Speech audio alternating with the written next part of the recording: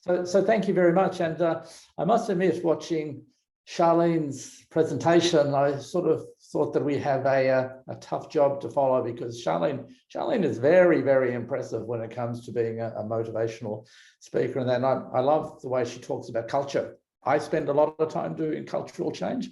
I have a little bit lower level view where I think that culture is often very closely associated with learnt behavior. If the group you're moving into doesn't share the culture of the rest of the organization, then people quickly assimilate into that subculture, and that could be good or could be bad. So that's something you need to look out for. So good morning, everyone. And I trust if Charlene's presentation was anything to go by, that you're having a great morning, and some of the comments about the sessions are pretty fantastic. So welcome to our panel session, where we have some industry specialists that will take us through some very insightful discussion about real-world digital transformation and unlocking business value. So this is the whole connect, the interlock, digital transformation, business value, employee, citizen, customer experience, bringing those things all together to make sure that you have a value proposition that you drive forward. My name is Peter Doherty. I work for ServiceNow. I spend a lot of time across APJ helping large organizations do digital transformation at a nuts and bolts level, how they go about doing that. And of course, there's a large deal of organizational change management that needs to be part of that. And I really have the privilege, so it is a great privilege to be a moderator of this session. And I am actually looking forward to a lot of the insightful comments that we'll have today as we move forward about discussing the whole digital transformation, and some real life examples, personal stories, and key takeaways that will help you as you try to get through the myriad of different things that keep coming at you from a digital transformation perspective. Nikita briefly introduced the panelists. I'll maybe ask them to introduce themselves, tell us a little bit more about themselves and what they do and what their organizations do. So why don't we start off with Ramu?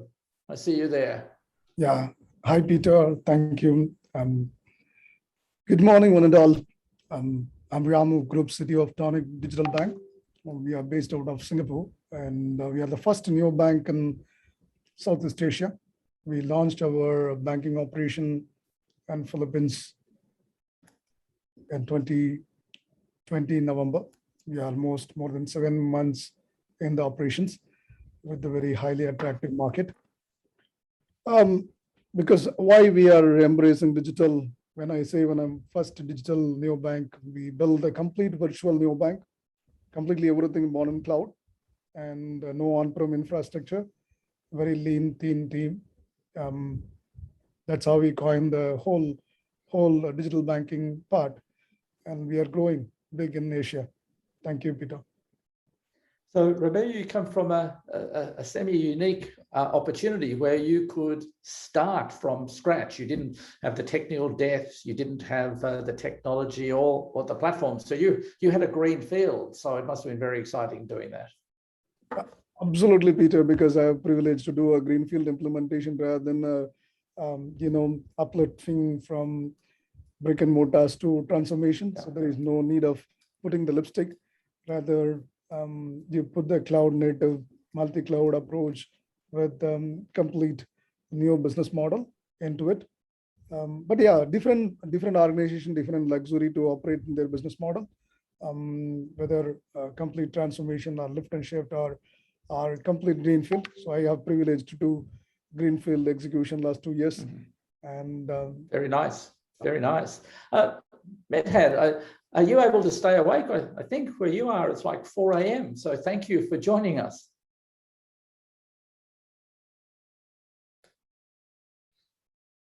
Medhat was here a moment ago. Maybe we'll move to, I see Craig is there. Maybe Craig, you can take a minute to tell us a little bit about yourself and your background and what you are doing. Hi, Peter. Thank you. Hello to everybody. Yep, so I'm Craig Wheeler. I'm the VP of Digital and Omnichannel at Kanmo. We are a multi-brand retailer in a number of different industries. for international brands, mostly across Indonesia. We operate 8 websites, 2 apps, and over 70 marketplace stores, so pretty busy. Me personally, I've been in the area since just before lockdown, so I've really have experienced what we're going to touch on a little bit during this lockdown period, but I've been running websites since 1997, so this journey of change has been one that I've been on for a very long time. So looking forward to sharing some of the thoughts today, and certainly looking forward to hearing the other panelists as well. Thanks, Peter. 1997, Craig, you must have been a child prodigy. No, sadly, just look a little bit better in the colour of the hair than perhaps mine do.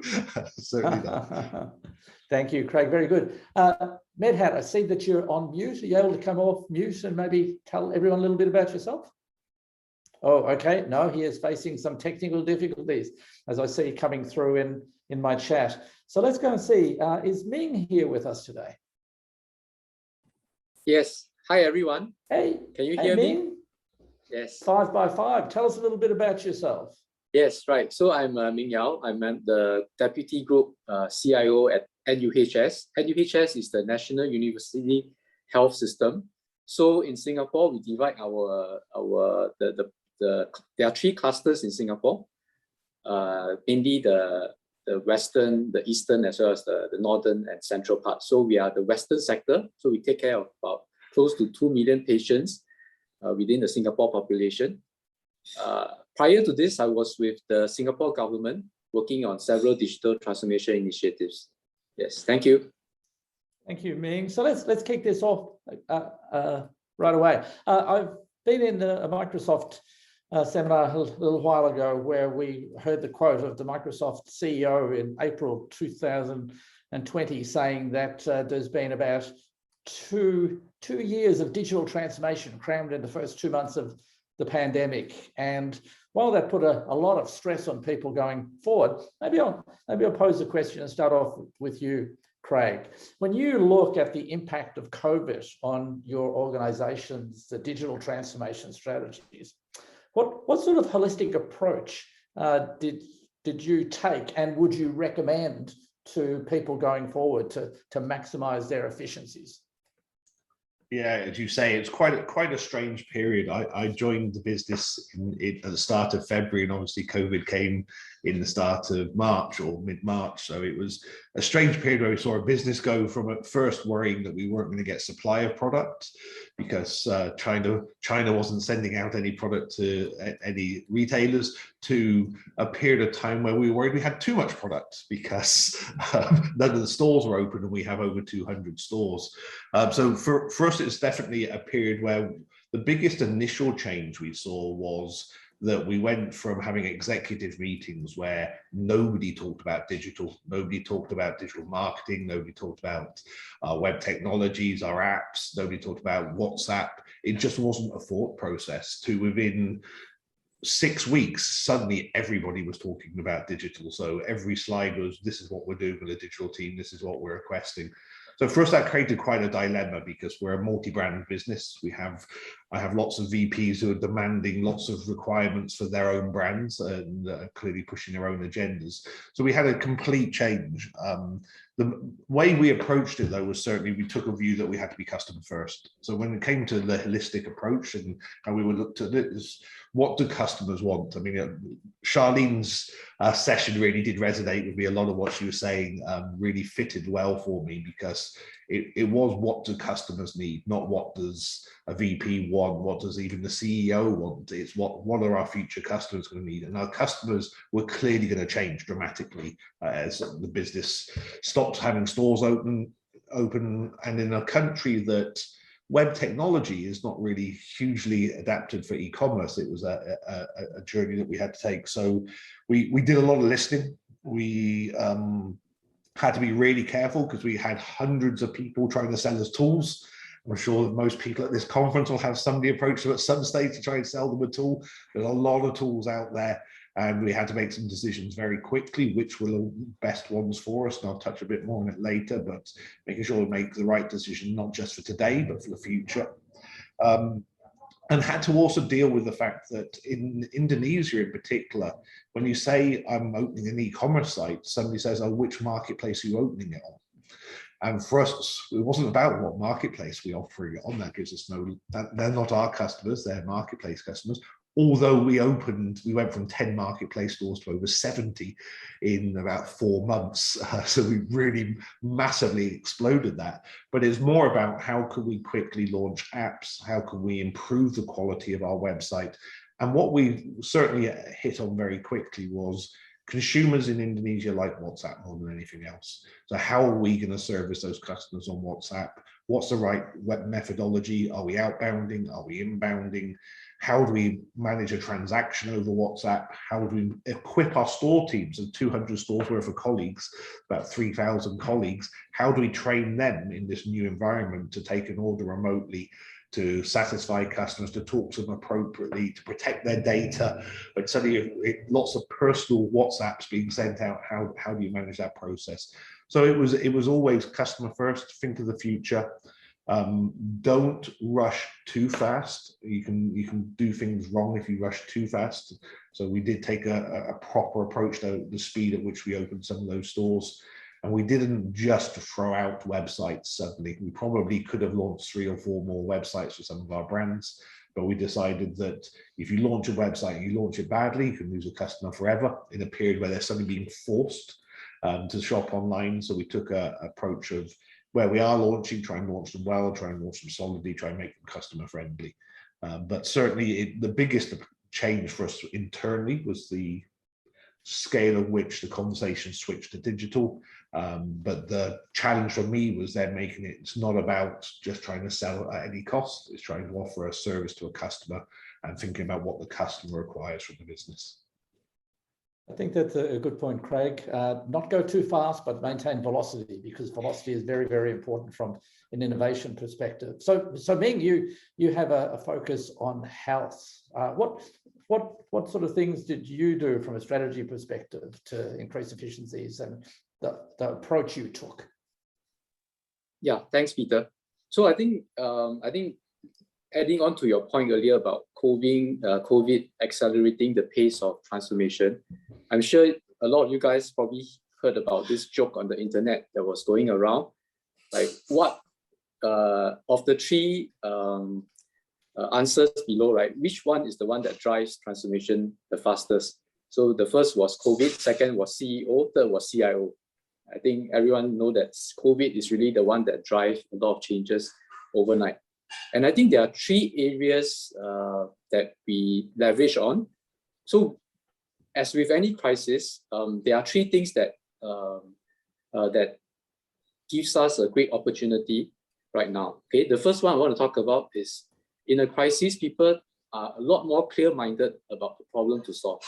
In this case, when we talk about COVID, it is a health crisis. People are able to focus really on the problem to solve.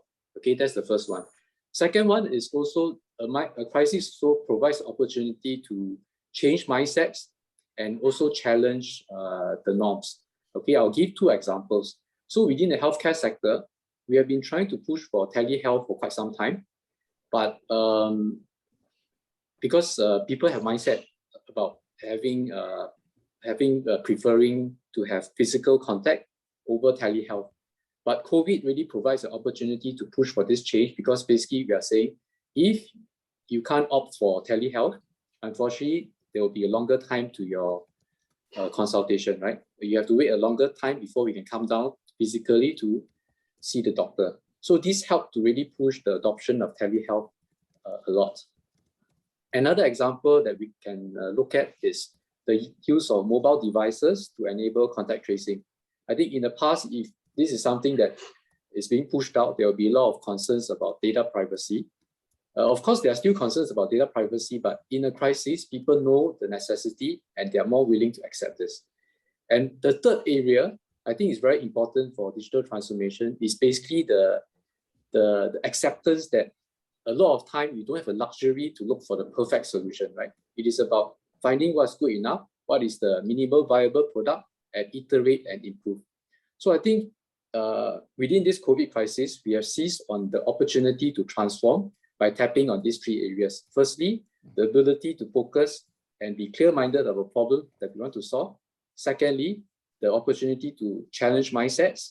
And thirdly, the mindset that we drive towards not aiming for a perfect solution, but what's good enough so that we can maintain that velocity and move forward. Thank you. All right, thank you very, very much, Ming. Now, Ramu, you're already digital. You're already doing all this. What was different in your world? Yeah, amazing, Peter. I think Chai covered a lot of things. So in the part 2011, I was there in the transformation journey with the different organizations starting 2011, but the adaptation is very, very, very low, So with the COVID imposes the adaptation in the greater speed. I can say even 10x. Every board today talking about how to bring things into faster scale. What it means from tonik transformation perspective, we think everything from customer-centric perspective, which means everything looked at as customer shoes, the journeys. The journeys not just not from the front-end design, rather than we looked at the product innovation. For example, being a retail banking customer, what do you need? Looking at, instead of creating 10 different personal saving product, why don't you empower the customer to create their own goal-oriented personal savings? They can house renovate, or they want to save for their kids for their educations. So you empower them to create personalized or goal-oriented saving products. Communal saving, for example, if the family want to save money for home renovation, allow them to save their money. So these are the solving the local specific segment need or specific market need. That's where the customer-centric setting, we start applying it as a design thinking approach. Second, as Chai also mentioned, mobile first, because being very concerned about the people movement nowadays, the best way we can address the whole transformation, delivering the financial services through on their palms. Wherever you sit, whatever you do, whether you can able to do a transformation service. That's one of the quick go-to market. And the third big thing is the transformation need to happen from the organization, the innovation culture. The big thing is we focused on within tonik to ensure transformation is understood within the organization. Are we embracing the transformation and innovation culture and risk-taking culture? With probably few advices which I learned, we used to adapt two-speed consulting, McKinsey model, where focus more on digital front end first and the slow on back end, because you will have faster way to roll out your front end, which is customer centric, and the back end operation, automated processing, and changing the market understood model of the complete process re-engineering. It takes time. So instead of concentrating process re-engineering at the first leg, look at digital front end as the first leg. And then on a parallel note, you drive the back-end transformation.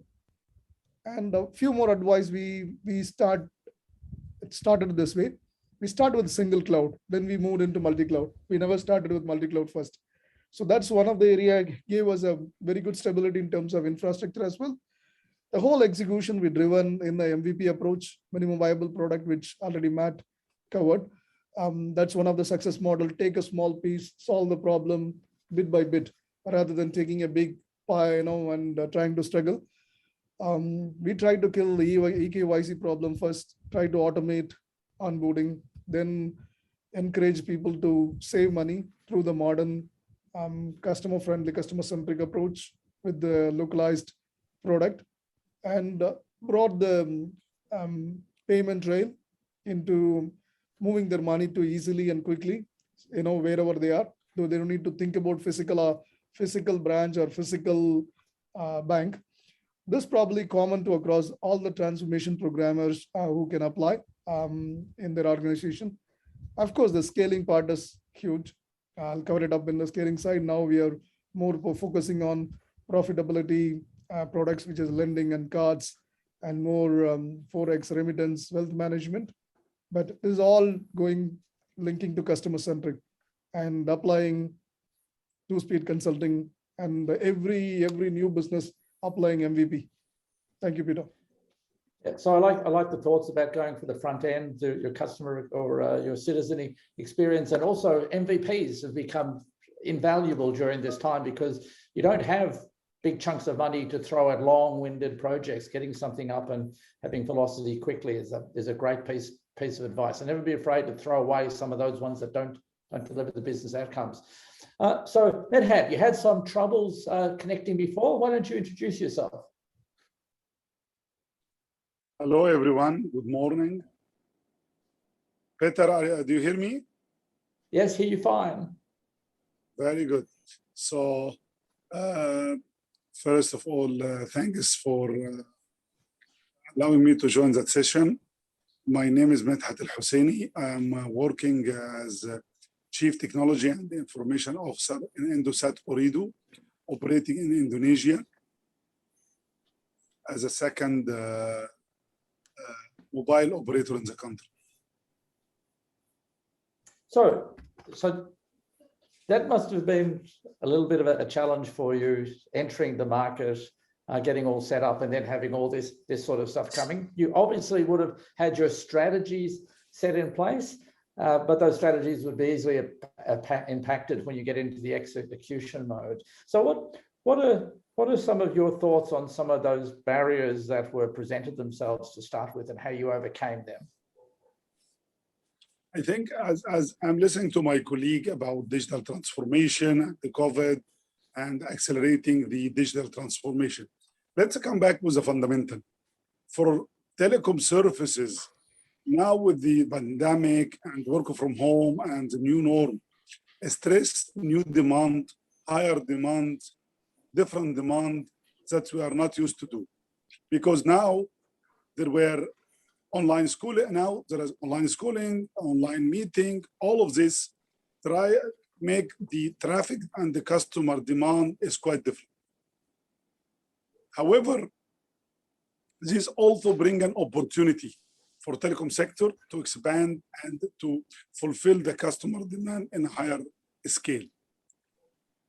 For some of the challenges due to lockdown or curfew, customer is not able to go to the shops and buy new coupon or voucher. So from telecom operator perspective, how to adapt digital transformation to cope with all those challenges. Normally, our strategy is to fulfill customer demand, best customer experience, highest availability. And now it's become very crucial to allow digital channel and the customer can access easily from home to subscribe, to buy new package, new product in a much simpler way. This is give us some challenge due to pandemic, for example. Expansion of the network was definitely not easy. Having said that, again, as I said, it's an opportunity. Moving customer from a regular physical channel, walk in our shops, to go through different ways, through different channel like USSD, portal, app, easy buy, easy upgrade. This is our way of work. So from that perspective, we need to change the way of work. This started a long time back. It is not only due to pandemic.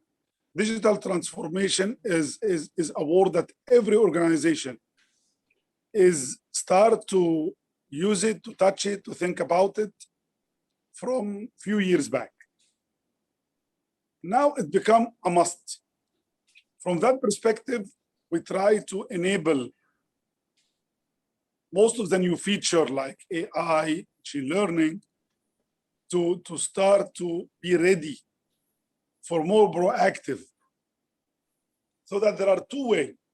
How to ensure the customer front-end interaction through digital way, simpler way, unified channel, what is called omni-channel. So the customer has the same experience from different channels. Even he walk in the shop, he goes through a kiosk or terminal in a public place, his own portal, through a portal or his own app. This one, very important and crucial that you would like to give similar experience across different channels. At the same time, fast responding to those customers. Because customer, when we walk to a shop, he can wait 1 minute, 2 minutes with the operator or the agent in the shop or point of sales to say, okay, just wait 1 second, 2 seconds. Now it's digital, so customer will not be patient. He will get a request, the services, whatever the request is, he would like to have respond immediately. So we need to ensure that the back end is having the right capacity and immediate response to the customer interaction. At the same time, we need to be ready to listen to the customer in a much more proactive way. We start, I think, a lot of organizations like a chatbot, an instantaneous response for customer demand. So before customer can call, register his complaint, and waiting to get call back, etc., etc. Now we need to be more proactive so that when the customer agent receive a call or we receive a text message through chatbot or through app, we need to understand the customer experience in a much more granular. So through AI and the machine learning, we are able to analyze the customer experience and the customer journey. So we can predict what kind of problems the customer has, so that even if he has call drop or disconnection from data session, whatever type of services challenge he has faced, I need to ensure that the customer agent, the agent that receives the call or the complaint from the customer is ready to give him the comfort and to give the understanding to ensure quicker resolution of the issue. So there are multiple dimensions that all organization has to go. First of all, higher demand, type different demand, more digital one, more responding to fulfill the customer demand, and the post-service delivery, which is a customer complaint. From customer journey end to end, from procure to serve, we really need to be ready, and definitely digital transformation became play a very critical role in moving more agile way to respond to customer needs. So that's very, very interesting, and thanks for being so comprehensive in your discussion. Some of the things that popped out to me is what you're saying about taking your front end to where your customers or citizens or users work, being able to use WhatsApp, Line, Facebook messaging as a front end. But you also talked about some very interesting technologies like machine learning to go and make predictions, AI to help with the decisions that you make, chatbots and things like that. I'm just wondering, maybe Craig, I'll jump ahead a little bit, and technology has played such a decisive role to accelerate the transformation. I'm just wondering, what are some of the current technologies that you're looking at, the platforms that are driving your thought process going forward? Thanks, Craig. I come off mute. Yeah, so it's. I mean, I think a lot of these words, as we've mentioned, almost in the omni-channel digital transformation, they're not new, they're just accelerated. And we've been looking at AI for many years. We've been looking at ease of use and apps. I think Indonesia and Southeast Asia is a unique market when it comes to apps. You come out of Europe where responsive websites is the game, and you come into Asia where actually apps are where customers want to be, but of course are the hardest place to market to. So you have to have the right balance there. I've seen some businesses go app only, and I think that's quite difficult to bring new customers to your business through.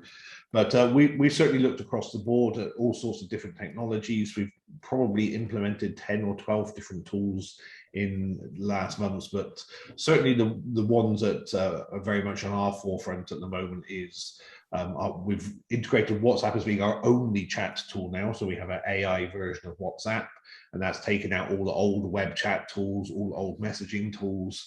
And even we're trying to plug that into the Indonesian marketplaces to be a responsive tool for that. So we can get some AI technology behind some of the simple answers like, where's my order?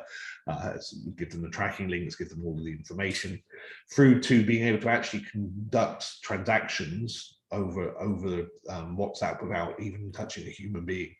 That certainly for us should be in place early next year. And then we're seeing, of course, the trials in the US and Europe at the moment for some of the new shopping areas to try and take more and more transactional elements into the social media platforms. So I think that's something we're constantly looking at. How do we build that? And I think that's the back end part that was being alluded to a little bit earlier, which is it's not just about your current front ends, it's ensuring your back ends can talk to any front end. So as all the social media tools bring in their own shopping elements, you're able to feed that, service that, and work quickly with that. So we've certainly seen a lot of change. Part of our big change internally, jumping to one of your future questions, was how to optimize our structure in that. And what we've done is made sure that there's 3 clear teams in our business. We've separated IT for offline and internal services from our technology digital teams, and also split our digital team into 2 halves. One, the development team, which is very much focused on quality checking and getting the tools built. But secondly, the other team is, we hear a lot of it in the terminology used most in this region is product ownership. So we have a significant product ownership team, getting a team that not only have some understanding of technology, but are that customer focus side and are driving particularly a plethora of requirements. Our backlog is the biggest I've ever seen a backlog in any business, which is not due to, it's not delivering a lot, it's due to the huge amount of requests and desires that are coming from our consumers and from our business users. So implementing simple things like Scrum, Agile, and Sprint were easy things to do. And we've heard mobile first. We have to think Bahasa first, mobile first, and app first. So we're thinking 3 different things all the time.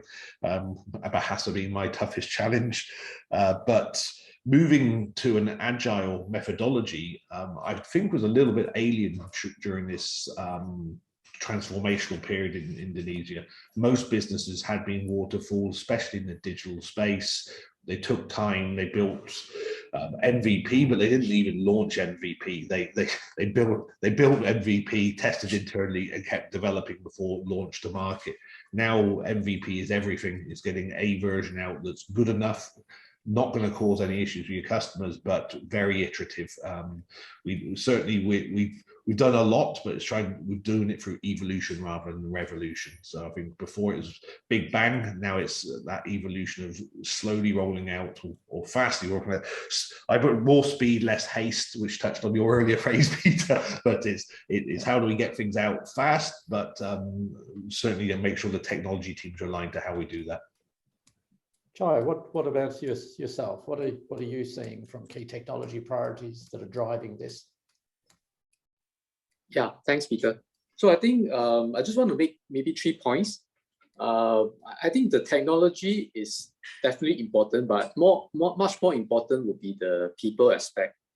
So from a technology point of view, I think we are looking out for platforms that are open and flexible, because I think all of us know that the future world, right, there are a lot of unforeseen problems that crop up. So we need platforms that are flexible and open to allow us to adapt and iterate quickly. So that's the only statement I'll make about technology and platform. I'll focus a bit more on the people. I think there are 2 aspects I want to talk about. One is really the product ownership, which Craig also briefly mentioned. I think for any successful digital product, you really need a strong product ownership to have the vision, to be very clear-minded about the problem you want to solve, to be able to engage with the stakeholders, to be able to prioritize, because money and resources are never enough, right? So product ownership, I would say, is the single most important critical success factor for any successful digital product. And the second one, also about people, is how can organizations make sure their people, their staff, and not just the IT staff, can leverage on the digital transformation. So I think it's not good enough to just have the IT people know about the technologies, because we need to make sure that the wider staff is aware of the digital opportunities and how they can use technology to solve their problems. So I think minimally for any leading edge organizations, right, you need to make sure their staff are equipped with basic digital skills. I think I can think of at least a few, right? So one would be, Craig also mentioned about Agile, right? So Agile is one of the methodology that it is really gaining acceptance very widely within Asia. I think Singapore started probably maybe about 5-6 years ago, but I think there are still a lot of organizations that have not really embraced or familiar with Agile. So Agile on the user side is important. So the users need to know this and be able to work with the IT to iterate quickly and solve problems, right? So another one that recently in the newspaper, we hear about RPA. So RPA is also something that a lot of users currently are able to use it and do coding, because the tools have become so simple that normal users can do the coding and automate some of the processes. Yeah, thanks, Peter.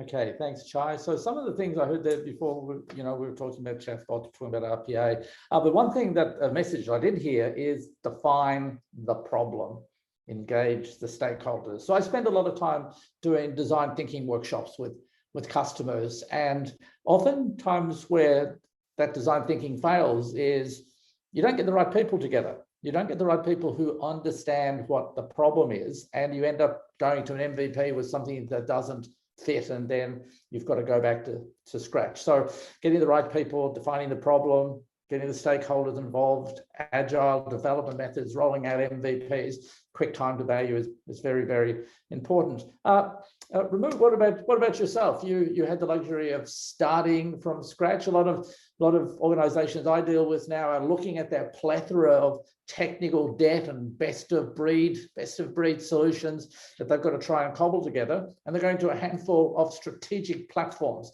that are open, that allow the free flow of information, sharing data, all that. What about your strategies from platforms and technologies? Yeah, perfect. So Peter, we are working on tonik 2.0. That's where I put it. Example, you talked about identifying the next set of problem to solve. For us, for example, now with the current pandemic, when we look at the credit scoring, almost it's non-reliable score from credit bureau because of so we are forced to look at alternate credit scoring, and to meet the demand, looking for how quickly we can underwrite, which is 5 minutes cash in hand, then introducing automated collections. So which Med talked about, artificial intelligence and machine learning helps today. This is where the big focus on introducing artificial intelligence, especially using your phone. Your phone will tell you a story, how your behavior is, how many apps you are installed, what type of apps you are installed, what kind of message you are getting in, how much time you are spending. A lot of information, behavioral information, help you to score the digital way of credit scoring. This is one of the big focus from lending perspective. From the servicing perspective, earlier we opened up omni-channel touch point, like example, Facebook, Viber, and in-app chat. It all linked to the human agent because we want to still humanize. But when we look at the current trend, 75% of customers, they want to reach out to the bank through chat. They don't want to call. They don't want to email. So everybody just want to text and talk to the agents. So then we looked at the questions. Most of the things are standard. We are putting now chatbot, which is a conversational AI to handle omni-channel, where the human customers are talking to the automated machine agent. When machine agent sees the sentiment is lowering, it transferred to human agent. This is the next big thing we are working on, which is all in pilot. Another third area is a data lake, because as you know, people talk about data is a gold mine lot, but really, we want to see the customer sentiment, profitability, and because we are growing. Third, we want to see, lending metrics. And since we have started rolling out lending products, looking at started next best actions for cross and upsell. So building a data lake from social media, from our app store comments, and all the interaction which is coming through social media to our agents, all putting together along with the demographic and transactional data to bringing the new metrics. That's another big focus going on. Purely a new lending products. If you heard about BNPL, that is the next big focus in our new opportunities. Buy now, pay later, which is increasing mass affluent, emerging affluent purchasing power, and then making money out of that opportunity. So BNPL is a big focus for the banking perspective, onboarding the relevant technology. The last thing is payment rail. We were initially thought going with the aggregator, opening up multiple. For example, 35,000 outlets today converted as a tonik branch. People can go and fund in and cash out.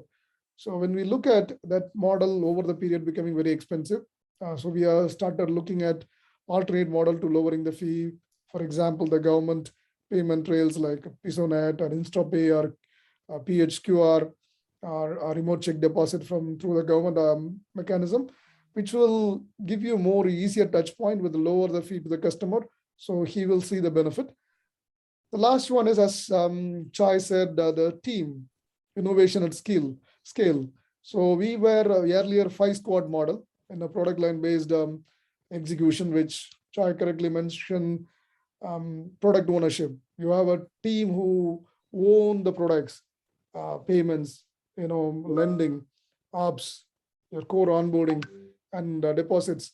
So you have a teams which own as a cross-functional team. Now, since we are moving into multiple products of wealth and remittance, and we focusing on scale Scrum across organization, not just on IT, which the cross-functional team come across from different department and working together and owning together.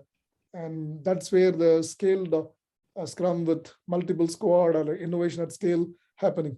This is the current focus within tonik. Yeah, thank you. So one of the things that I'm working with a large telco provider, I worked with them 2 years ago back when they realized that their digital supply chain of services to the customers was broken because many parts weren't that digital and relied on people. So they're going back and looking at how they can do process re-engineering, process optimization. So there's a whole heap of things. So let me tell you, time flies when you have an amazing set of content to discuss, and time is getting away from us. So maybe if I can ask each of our great panelists in 1 minute to give the audience the top piece of advice that you think that they should take away from this about going forward with your digital transformation. Medhat, do we want to start with you? One piece of advice, killer advice that will help them. Killer advice is customer centricity, understanding better customer demand, and drive simplicity. If we are having inefficiency in our day-to-day paperwork through physical interaction, moving to digital, it will be much more complex. So my piece of advice, understanding customer demand, understand customer journey, simplify every single step. You can simplify more, we have to simplify. Correct, thank you. Simplification, good. Who wants to go next? Probably I'll take it, Peter. Yes. So always empower the customer. Treat customer as a center in your whole transformation. Think around him. And second area, look at your cost control. Try to embrace cloud adaptation. Start something small. Don't get into a big bang. Start small, build your capability, then go fast. Thank you. Excellent. Customer focus MVP, though you must help your customer or your product owner that MVP means MVP, right? Don't oversell what you're going to give to them. Craig or Chai, one killer piece of advice? I'll go next. So simplicity is absolutely key, especially when it comes to customer. Customers need it simple and want it simple. So understanding your roadmap. I think touching on what Chai was talking about earlier is get your right team in place. You absolutely have to have the right people to drive the right outcomes, and that's quite a challenge. But the one thing missing so far, and the great advice from everybody else, is make sure your journey and your customer journey is sold internally. You need to be internally backed. When you're working with many stakeholders, bring them on that journey. Make sure they've got clarity of the vision, make sure they understand it. And there's touched on training across, where every single one of our digital leaders is going for a 35, every single one of our leaders who's not in digital is going for a 35-hour Google digital course at the moment, to make sure that we at least get familiarity of words, journey, and when we're sharing our ambition and roadmap, they understand the principles we're talking about. So that transformation internally to bring everybody on the journey is really important.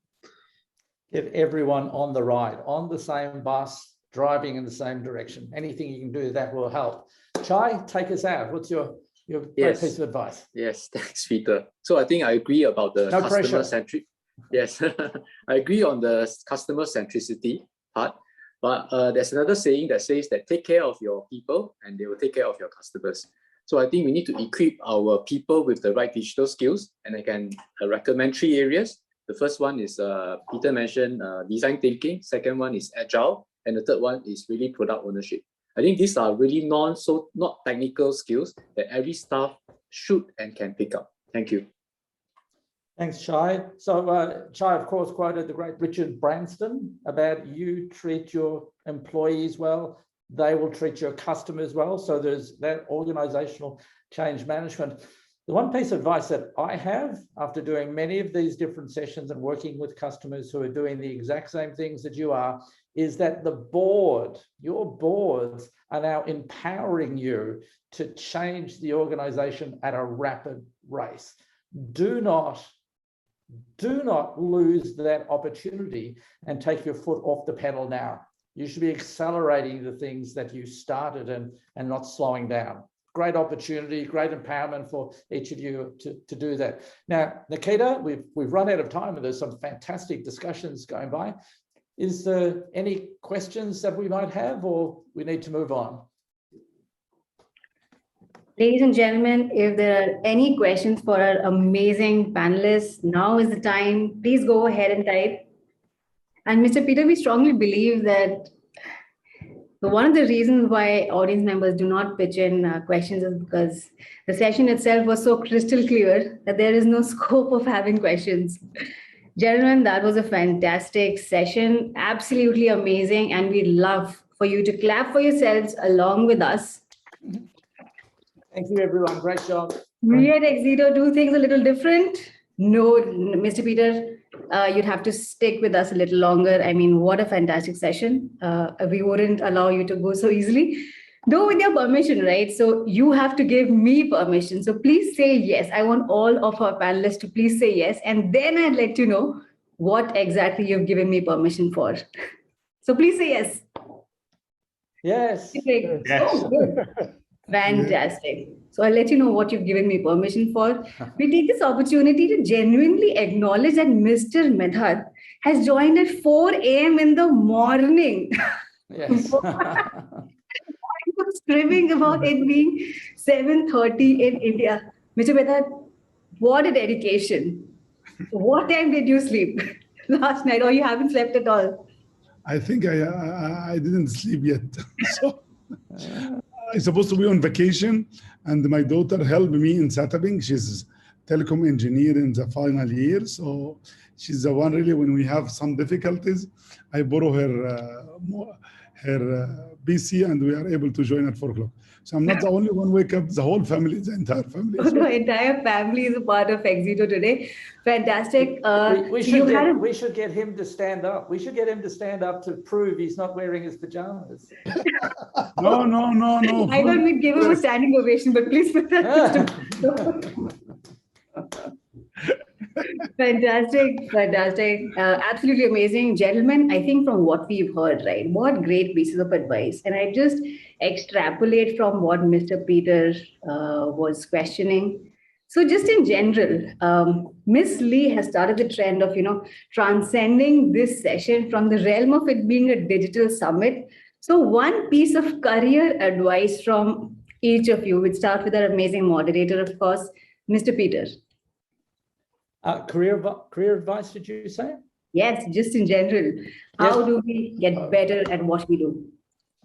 Oh, we get better at what we do by watching and learning people who do it badly and making sure that we promise ourselves we will never repeat those mistakes, and having a clear focus on execution, delivery, understanding the problems, getting the stakeholders in, and have a single-minded vision where you have everyone on that bus to deliver a solution. Mr. Peter, why does this sound like you say this for a living? How many times do people ask you for career advice that this is just the back of your hand?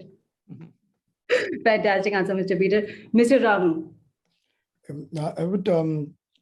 I would advise continuous learning. That's one of the key things to ensure you are top in the area. Where even my age of 43, I'm doing 2 more degrees with my busy schedule. So I'll give it to all the youngsters, keep learning new things.